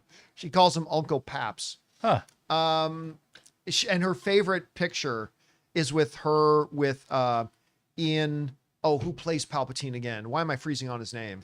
I know I say it all the time. Yeah, I know. Yeah. And then immediately I was like Ian McKellen, but it's not. Yeah, no. Ian, oh my gosh. And I'm freezing on now. People in the live chat. What the guy who plays Palpatine? What's his name again? Yeah. McDermott, who, by the way, everybody forgets, was also in the Michael Caine, Steve Martin all-time classic, Dirty Rotten Scoundrels. It's the only other big major movie I can remember seeing him in, but you should go see him in that. He's great in that. So one of Anne's favorite pictures of her with Ian McDiarmid. Anyway, so fortunately for me, she ended up loving the films and the rest is history. So yeah, I'd say whatever, don't follow up with the garbage prequels. Follow it up with Rogue One and Andor, or Andor and then Rogue One. All right, what's next? Anonymous, what are the odds we'll ever see the 90s pulp hero trinity, the Shadow, the Phantom, the Rocketeer get rebooted? Each film was fun but corny, but which one do you think has the best chance at a reboot, not a one-to-one reboot? I just mean the characters. It is a shame that Rocketeer never got a sequel. Yeah, but you know what? I'm going to say something maybe unpopular, but I don't think the Rocketeer works today. I don't think you could bake the Rocketeer today. And I also don't think you can do the Phantom again today. Sorry, Billy Zane. You should listen to Billy Zane. He's a cool dude. But I think you could do the Shadow. Yeah. I think you could do the Shadow. The Shadow knows. I actually like the Shadow. I do. It was kind of corny. By the way, talk about Ian McKellen. Ian McKellen was in the Shadow. Oh, nice. Yeah. So I think the Shadow would work today. I'm not so sure the Rocketeer or the Phantom would work today. So I'll go with the Shadow. All right, what's next? All right. Whereas Elder Scrolls 6 says, I wanted the same thing. I have to imagine that Netflix absolutely did not want the One Piece chopper reveal to be a rehash of the Sonic debacle. The show is already crazy expensive, and spending more to redo all their chopper shots would have been a nightmare. Not really. Not really. I mean, I tried to explain this too when the Sonic thing happened. Like, all you really have to do. Okay, so like there's two different processes. There's the model, right? You make you got your 3D model, right? Then there's the bones and the animation, right? You create the skeleton basically of the character in like whatever, whether you're using Maya or whatever the software they use now is. You make the bones and then you do all the animation, right? You do all that kind of stuff. And then you basically apply the model, you apply the skin, if you will, to those bones. And then all the animation is stuff like that. Now, I'm oversimplifying this. Granted, so nobody write in and get, oh, no, you're missing. Okay, I am oversimplifying it. But basically, when that was all happening, I said it's actually not that big of a deal because all they've got to do is go in and just swap out the skin on the bones and all the animation's already done. Like, it's not like you had to go back to the drawing board and like start all the animation again and do all that long process. Nope. You already got it all. Just apply different skin to it and re-render it. Now, I'm not pretending like that's something you can do in an afternoon, but it is far less intensive than you might think. So even if for whatever reason, Chopper, something didn't go over well and they had to change something about him, wouldn't have been the end of the world. Wouldn't have been the hardest thing in the world for them to do. Anyway. All right, what's next? We got Twilight Boy. Twilight Boy. With the underperformance of Thunderbolts, do you think they could try to minimize their roles in Doomsday and Secret Wars, if possible for Doomsday, of course? Also, do we see these characters again after those? Make no mistake about it. Disney and Marvel looks at Thunderbolts as an absolute win and an absolute success. Because the most important thing was almost everybody who saw it loved it. That's the key thing. Where you start to worry is if people didn't like the movie. That's when you start to consider changing their role a little bit moving forward. Like, I would be more concerned about that for not Falcon the Winter Soldier, sorry, Captain America Brave New World. You know, a movie where, you know, not a ton of people saw it, but that's not the important thing. The important thing is there's a bunch of people who didn't really like it that much. And that's the key thing. So like with Thunderbolts, again, everybody, not everybody, but most people who saw Thunderbolts completely loved it. It's certified for both audience and critic. Yeah, like it's one of the films like over 90% and stuff like that. Again, they tend to skew more positive, but whatever. Everybody loves it. I've not talked to, now I'm sure there are people out there who did not like Thunderbolts because not all movies are for everybody, and that's totally acceptable and totally fine. But I'm just saying, I myself personally have never spoke to somebody who didn't really like Thunderbolts. So considering everybody loved them, No, they're not even remotely considering changing things. Yeah, not as many people went to go see it as they were hoping. But if they made a sequel next week, Yeah. that sequel would make a lot more money than the first one did because everybody loved it. So yeah, they're not looking at changing the roles of those characters at And all. don't be surprised if you find out that when this thing hits Disney Plus, it's a huge pop. Yeah, it's going to be #1 on Disney for long because the word of mouth Yeah. is going to be so good. Yeah. All right, what's next? We got Jaspreet. Hey guys, I genuinely thought Spider-Verse was coming out in 2027, so they don't release two Spider movies in the same year. If Spider-Man does get pushed, do you think Sony will still try to release both Spider-Man movies in the same year? Yeah, no problem. As long as they're not in the same month or anything like that, they can both, if you separate them by 4, 5, 6 months, actually, you know what? You could build some momentum. I mean, you could actually, you could piggyback and ladder on the success of them. So not that they need to do that, but that's not something they're worried about. That wouldn't be a problem for them to do that at all. I have no idea when we're going to get that Spider-Man movie though. That Spider-Verse movie, no idea when that's going to happen. I don't know what the hell's going on over there, but we have no idea when it's coming. The last we heard, like 8 months ago, like the voice actors were saying, we haven't been notified at all about when we're going to even start recording our lines. And as far as I know, they still don't. So I don't know what's going on with that, but no, it would be no problem for both of them to come out in the same year. All right, what's next? Anonymous says Jurassic World Rebirth is not getting an IMAX release. Instead, F1 is getting 2 weeks before bowing out to Superman. Why is a billion-dollar franchise that people would want to see in IMAX losing 1 week of IMAX screens to give F1 2 weeks? Sorry, let me see that again. I got lost in the word. Okay, Jurassic World Rebirth is not getting an IMAX release. Okay, that's fine. Said F1 is getting 2 weeks before bowing out Superman. Who cares? I mean, look, the reality is there's not that many IMAX screens anyway. And I'm a big fan of IMAX, but my #1 choice to go see a movie on is in Prime, AMC Prime Dolby Cinema. That's my #1 thing anyway. But again, the number of IMAX screens are so finite that it's really not that big of a deal. So, listen, to be honest with you, F1 sounds and feels to me like more of an IMAX experience than Jurassic World. And that's not me. That's not a knock on Jurassic World, but I think that's more of the film I'd want to see on IMAX. Jurassic World may not have been shot for IMAX either. Or shot for IMAX. So then it's not, It's not going to affect it at all. It'll be fine. All right, what's next?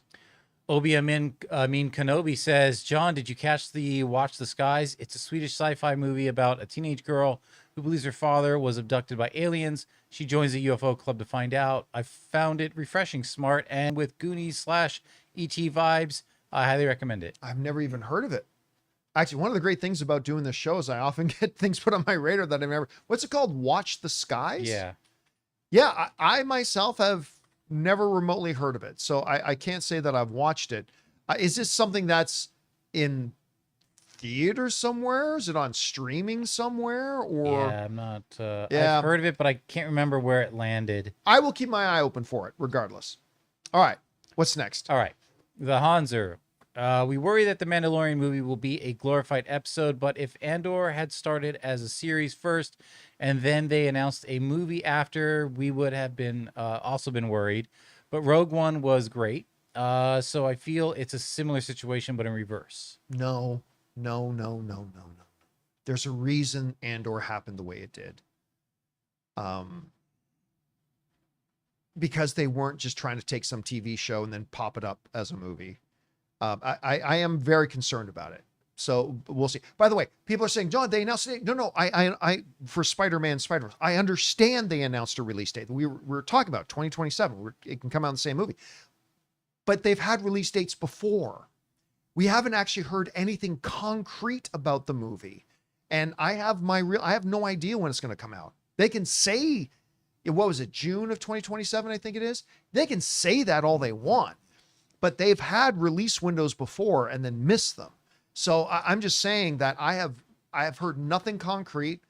I've heard no real movement forward in the development. That doesn't mean it hasn't happened. I'm just saying, as me, Joe Nobody, sitting in this chair, I haven't really heard of much concrete stuff moving forward. So I don't know. We'll see. All right, what's next? We got Anonymous. In talking Last of Us recently, you've said often what pain does to people, and the character died.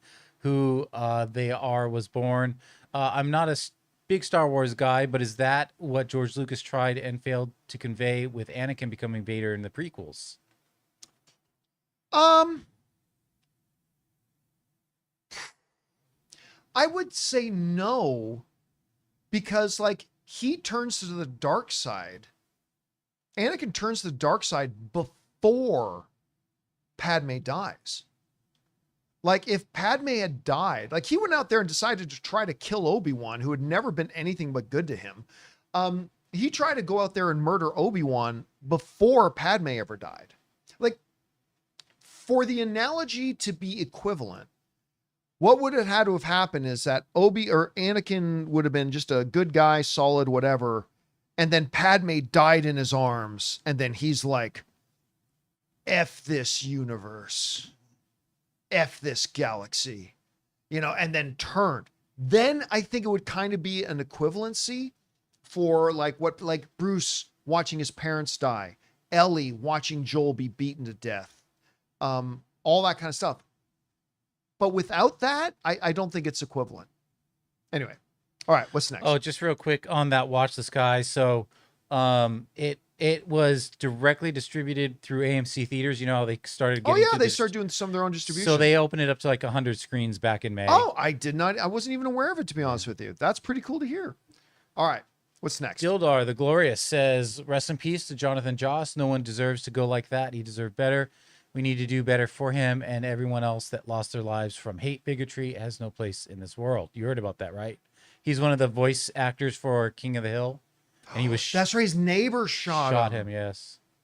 That's right. Now, I have no idea what the circumstances were. I just heard that. I think he was like 59, so he's young. Yeah. And like him and his neighbor got in some sort of a dispute, and the neighbor ended up shooting him. Yeah. Now, you got to understand, okay, I'll say this. I probably shouldn't, but I will. When it comes to guns, now you understand, I grew up in a house full of guns with a dad who's a very responsible gun owner, and he's a hunter. Him and his dad and his siblings and his uncles, and they're all hunting and all that kind of stuff. But the one dangerous thing about gun ownership, I think, and again, I'm not saying there shouldn't be gun ownership. I'm saying this is the one thing that really makes me nervous about it, is that, you know how online, Jonathan, like people will say things to other people from the safety of their little keyboard and in anonymity that they wouldn't say to somebody face to face. Right. Right. I find the things with guns are that somebody may not have maybe enough rage or enough guts to try to pick up a knife and go after somebody in an actual hand-to-hand combat situation. But it's real easy just to pick up a gun and point at them from across the yard and shoot them. It's real easy. And then like road rage, you see people like get angry and stuff like that. That's the part that makes me nervous, is that it's like giving anonymity to people online. It's like, it makes it real easy for somebody to do something stupid. And that's the part that always makes me a little bit nervous. Again, thankfully, I grew up in a home with a man, my dad, who was like a super responsible owner and all that kind of stuff. But yeah, it can make me nervous, man. And I was really sad. Again, I didn't read the details. I don't know what caused or made this guy shoot him, but the guy was a voice actor in King of the Hill, and lost his life way too young, man. All right, what's next? We got Dom something or other says, yo, Battlefront 2 is popping off like it just dropped last week. May the 4th plus Andor season 2 got everyone dusting off their lightsabers and jumping back in. It's wild seeing full lobbies again. Feels like the Force really did awaken. I really liked Battlefield 2. Yeah, I've seen some YouTube videos about how it's just going off. Yeah, again the return of it. I'll be honest, I never played any Force character with lightsabers or anything like that. I never played online either. I never played multiplayer. I just enjoyed playing the scenarios. Like what I particularly love the one just on the Yavin launch pad. I love playing that one. So yeah, I'm not surprised at all to see that that's coming back. By the way, when is the next big open world Star Wars game coming? They released that one and it didn't get it kind of because there was Old Republic. That was a lot of fun. I had a lot of fun with Old Republic, but I'm looking forward to like another really just great one. Anyway, what's next? All right, we got Nathan with a $20 tip. It says, "Thank you, Nathan. I'm a subscriber who never misses an episode. I genuinely enjoy watching and appreciate all of you. Thank you so much for your dedication and always making my day a little better." Oh, thank you, man. We appreciate. Well, thank you for being here and allowing us to do that and being a part of our audience. We appreciate that a lot, dude. And thanks for the support. Appreciate that. All right, what's next? Anonymous with the Jurassic World question. Hey, John, Jurassic World comes out on a Wednesday. Oh, yeah. So because of the holiday on Friday, the Wednesday night screening at midnight won't be unusual. Theaters traditionally get access to the films. Yeah, because remember we were saying it's weird that there was a midnight release on a Wednesday. Oh, but it's a 4th of July Thursday release. Yeah. And it's a 4th of July weekend, so they're expanding it.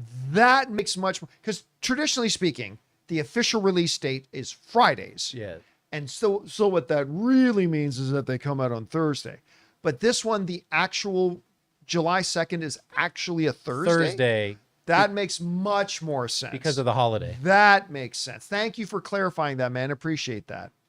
All right, what's next? Philly Sports Guy, have you heard any more about the sports streaming service that I think Fox and a couple others were going to do? Also, NASCAR on Prime might be the best sports broadcast there is right now, period. Curious to see the future of streaming sports. I gotta say, I'm not a NASCAR. I'm not a car racing guy on any level, which is part of the reason why it's really weird that I'm so excited to watch Brad Pitt's F1. Because I don't even follow car racing or let alone NASCAR or anything like that. I only used to be into drag racing, but not, I didn't ever go to NASCAR F1, but we used to go to drag races a lot. Yeah, I don't know much about the Fox. I know ESPN is now doing a complete dedicated streaming service, which, by the way, because I subscribe to Disney and to Hulu and to ESPN and to HBO Max, there's a bundle now coming where you can get ESPN, Disney Plus, Hulu, all ad-free and save like $30 a month. I got to cancel all my subscriptions and then resubscribe to the bundle because the bundling savings are pretty crazy good. But I don't know much about, all I know is that Fox is looking to put their own one together too. I believe it's actually coming. I don't think it's just theoretical. I think it's actually coming, but I don't know much about it, to be honest with you. All right, what's next? We got Scott Tenorman. Is my math correct for Superman? $225 million estimated production, 150 estimated marketing. Theater revenue is 50%. It's not 50%. It's like 33. So 225 plus 150 equals 375 times 1.5 is 563 to break even. Have I got this wrong? Because I don't get why I'm seeing 700 to be profitable. You are generally in the ballpark. If the production cost is actually 225, which is what they're reporting right now, I don't know if that's true. If the marketing costs, so here's your basic formula, okay? Your basic formula to figure out, again, this is just to get a ballpark. Every movie is unique, but to get a rough ballpark, to find out what the break-even point for a movie is. Take production cost, add marketing costs. Then you take that total, okay, multiply it by 1.5 or add 50%. And that is generally now the amount that you need to make to break even. Because what that multiplication by 1.5, that makes up for what the theaters keep. Because the theaters keep roughly 1/3. So like, if a movie, I know you're going to see some people writing reports, the theaters keep 50%. Guys, I've worked with AMC theaters for a bunch of years, and they told me, I've seen it directly. It is not 50%, okay? I don't care how many times you see it. I don't care where you read it in. It's not 50%. It's basically roughly 1/3. Anyway, so if a movie makes, for argument's sake, makes $600 million, okay? roughly 1/3. So that'll be 200 million. That means they actually made, the studios and the distributors actually made 400 million. Okay. So if you had a movie that cost 200 million and marketed 200 million, that's 400 million. Now you multiply that by 1.5, you get to 600,000 or 600 million. That represents your roughly break-even point. So yes, if Superman did indeed cost 150 million to market, which I don't think it would be that much, but if they did, and if it did cost 225 million to make, and you take that, multiply that by 1.5, and you ended up, what was it, 525? Yeah. Then yes, roughly speaking, this movie's going to have to make over $500 million just to break even. And it's okay if they don't, because the most important thing is that the movie is great to set the table for future success for the DCU. But if they want to break even, this movie's got to make at least $500 million, like a little over $500 million. That is no small feat. Ask Thunderbolts. So we'll see how that all works out for them. Okay, what's next? Future Man. I've been rewatching Malcolm in the Middle. I'm just amazed how they made every episode so memorable while also cranking out 20 episodes a season every year. Now we seem to get lucky if we get 8 episodes a season every 2 years. What do you think has changed? Oh, listen, man, we've talked about this that 1,000 times. And it is a frustrating thing, man. It's like, how come with less technology and less and like more difficult filming conditions and all that kind of stuff, why could all television shows make like 23 episodes a season? No problem. And then be back next year with another 20 to 23 episodes. No problem. How come now we get 7 episodes and then you got to wait 3 years for the next season?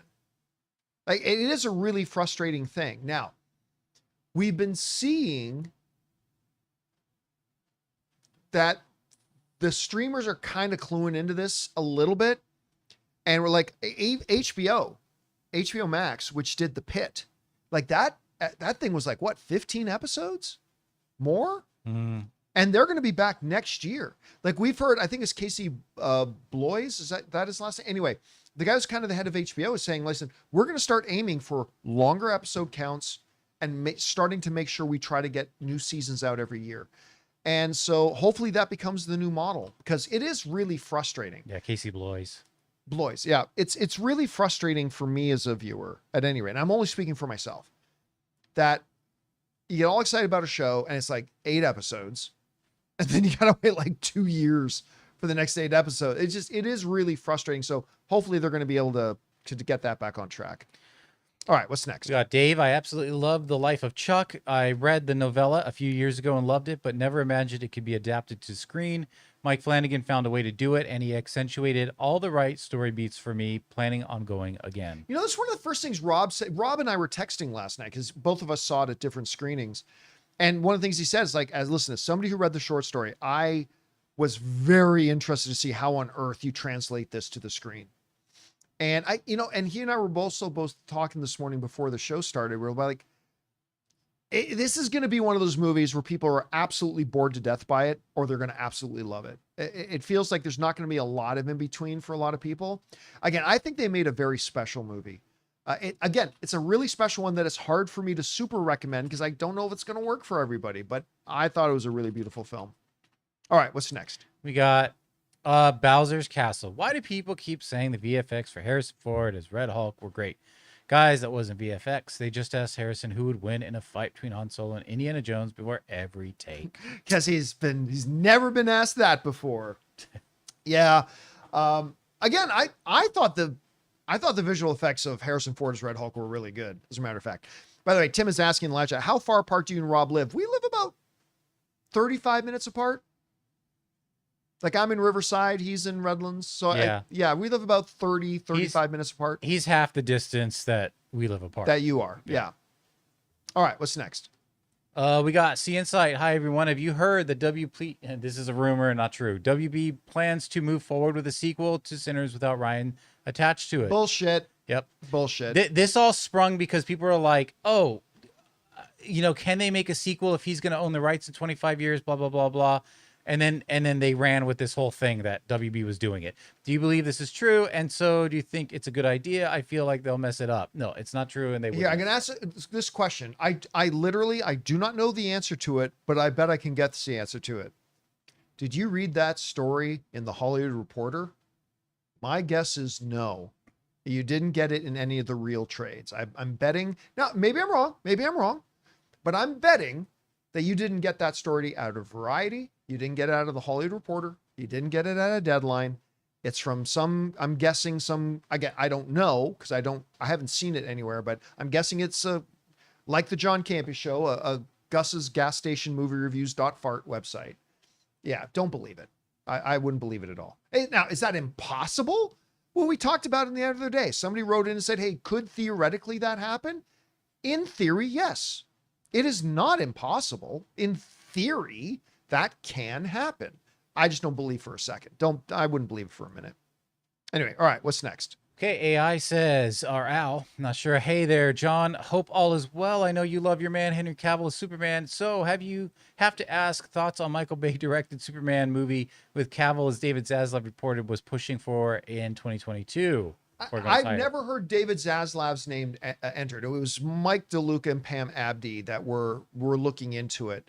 Like whether or not David Zaslav had anything in that, I doubt it, because he doesn't work in the day-to-day with the studios. He lets his studio heads do that. And then they'll go to him for bigger decisions that they need made. But again, we talked about that a little bit earlier. Listen, would I want that today? No, not necessarily. I'm much happier having James Gunn do it. But if we entered a different timeline and we actually had a Michael Bay Superman movie coming out, I would be intrigued. I again, as somebody who loves Armageddon, as somebody who loves The Rock, as somebody who really likes Pain and Gain, but focusing more on Armageddon and The Rock, if he could bring those sensibilities to a Superman movie, that could be fun. Could also be a train wreck, but I'd be intrigued. All right, All right, here's our final tip. Future Man says, got my tickets 28 years later. I'm a huge fan of the IP. I heard that some fans were able to watch the first 28 minutes of the movie. John, what are your thoughts on this? And did you like the last two movies? Are you planning to see it when it comes out? Well, I mentioned this a little bit earlier in the show today that I like 28 Days and 28 Weeks. I like those movies. I don't love them to the degree that some other people do, but I enjoy them. I like them. But man, after the presentation they gave us at CinemaCon for not just 28 years later, but they're already shooting the sequel. And I think it was Nia DaCosta. They brought her out. She's directing the sequel. And it looks bonkers. So, I mean, I think this looks great. But the next one, I think it's called 28 Years Later, Bone Temple. Something like that. Something along those lines. That's the next one. And they're already well into production on it. And they gave us not only a presentation on 28 Years Later, they gave us a presentation on that. And the next one looks crazy. It looks so good. But this one looks great too. I'm very excited. Now, I have not heard about people watching the first 28 minutes, although that would be a great marketing gimmick if they did. And if that is true, I have not heard of it personally, but that's fine. I'm looking forward to this movie, man. I think this is going to be a lot of fun.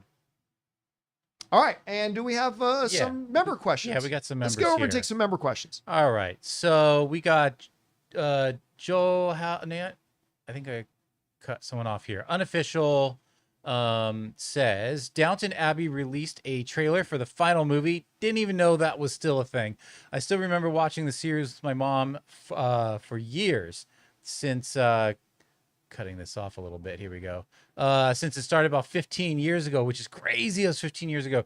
Are there any shows or movies you tie with your parents? Oh, shows or movies. I know Anne really loves the Downton Abbey stuff. Well, like Star Trek: The Next Generation was. I still remember watching the first episode in my family living room with my mom and dad and stuff like that. I really like that.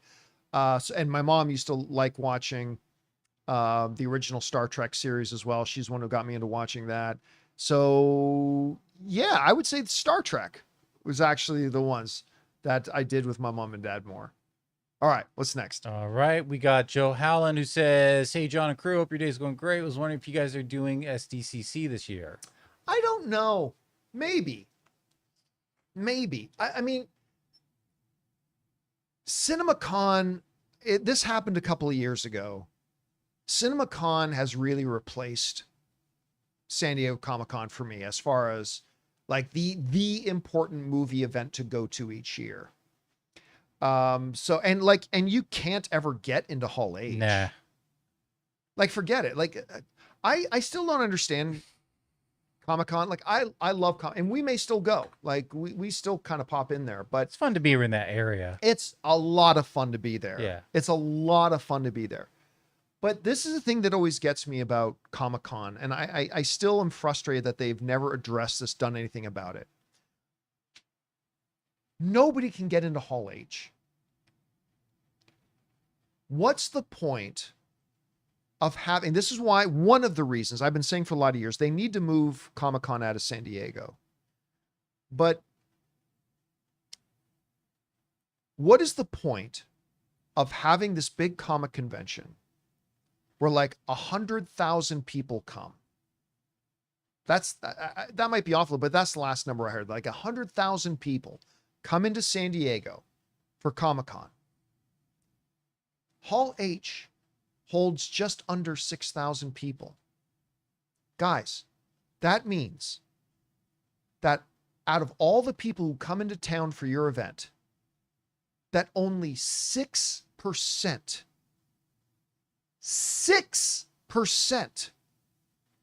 of the attendees can actually get into your biggest high-profile marquee events. 6%. How does that make any sense? How does that make any sense? Thanks for planning your vacation. Thanks for planning for a year to fly into San Diego. Oh, and by the way, enter a lottery to even see if you can get a hotel room. And after all that, no guarantees you can even come into the most important things. How does that make any sense? 6%. The biggest, most high-profile marquee events of your convention, at most, 6% of your attendees can get in. Jonathan, they literally have a baseball stadium literally across the street. I'm well aware of the layout of that city and what they're capable of. They've got a 40,000 seat stadium right across the street. If they can coordinate it so that the Padres don't play that weekend, like they're on an away team that weekend, boom. I again, and I'm not even saying that's the best answer, but that has always been one of the big Achilles heels of Hall H. Yeah. The only times I've been guaranteed to get into Hall H is if I was moderating one of the panels. I've covered it. That was the easiest time I ever had getting into Hall H. Yeah. I mean, I had a press pass. I've had a contributor pass. If you're doing a thing, whatever it's called, presenter pass or whatever, never still was able to get into Hall H. Again, it's just now. Obviously, 6,000 people again. You can get in, right? If you want to line up, you want to get in queue, whatever. Again, it's just there's just something fundamentally stupid about the notion that the biggest thing at your event is a thing that only 6% of your attendees can get into. That's got to change, man. And it's just so then what becomes my incentive to go to Comic-Con? It is a lot of fun. There's something great for the human soul being around so many people that are having the time of their life. It's a positive thing. I do like going, but CinemaCon for me has replaced Comic-Con a long time ago, unfortunately. But Ann and I may still go out there for a day. We'll see. All right, let's just take a couple more. Yeah, we got Mason who says, what would Ballerina have to do opening weekend to be considered successful as a spinoff? Not much. Yeah. Again, the highest grossing. Everybody thinks John Wick is some billion-dollar films. The highest grossing John Wick movie is about 400 million. That's the highest gross. And let me just double check here. The last three opening weekends were 30 million, 56, and 74.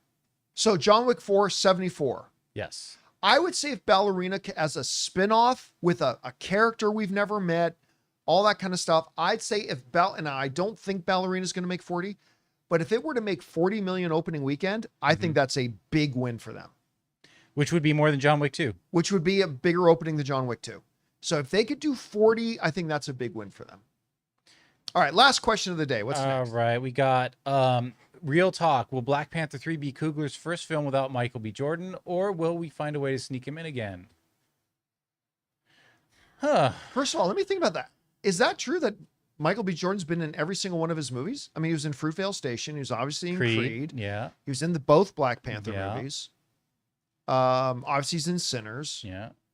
Oh, actually, wow. I haven't even thought about that.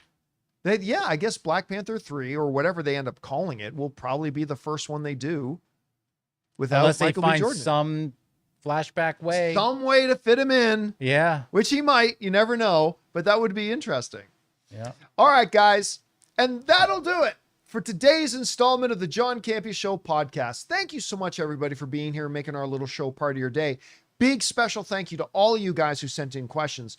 Number one, because you gave us great fun things to talk about. But number two, you supported this channel as you did it. And all of us involved with the show, thank you guys so very much for your support. Hey guys, don't forget to come on back and join us again tomorrow when me, Rob, and Jonathan will all be in here. And by the way, guys, keep your eyes open on the channel. I'm going to be attempting to do an out of theater reaction once I come out of the LA premiere of Ballerina tonight before we go to the after party. Yeah. So I'm going to hopefully get that put up on there. So hopefully you guys will be able to see that. Anyway, we'll look forward to seeing you tomorrow. Big thanks to Jonathan Voico. See you guys tomorrow. Of course, big gratitude to Robert Meyer Burnett. We'll see him again tomorrow. And hopefully we'll see you again tomorrow as well, guys.